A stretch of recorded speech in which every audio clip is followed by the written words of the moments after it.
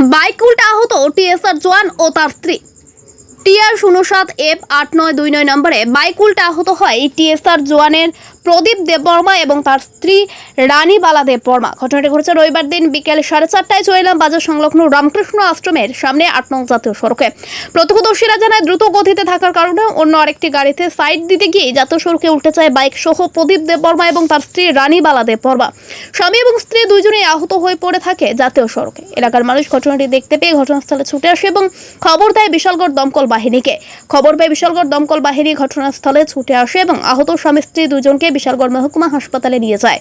আহত স্বামী স্ত্রীর বাড়ি বিশ্রামগঞ্জ এলাকায়। বাইক নিয়ে স্বামী স্ত্রী দুজনেই আগরতলার উদ্দেশ্যে যাওয়ার সময় দুর্ঘটনার কবলে পড়ে বর্তমানে চিকিৎসাধীন হাসপাতালে। ঘটনা যে চলিলাম রামকৃষ্ণ আশ্রমের পাশে একটা বাইক অ্যাক্সিডেন্ট হয়েছে, নিজেই পয়লা তার অ্যাক্সিডেন্ট হয়েছে।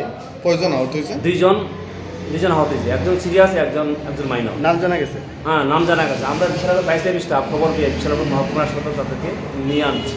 কই থেকে আই তুলেছিল তারা? হ্যাঁ, তারা কই থেকে আই তুলেছিল? তারা মানে বাইকে ছিল, তারা কোন থেকে তা আমরা জানি না। নাম জানেন? তাদের নাম হচ্ছে, একজনের নাম রানীবালা দেববর্মা, আরেকজনের নাম? আরেকজনের প্রদীপ দেববর্মা। তারা কি কোনো পুলিশ কর্মী বা? না, তারা বাইকে ছিল, বাইকের থেকে বাইক তারা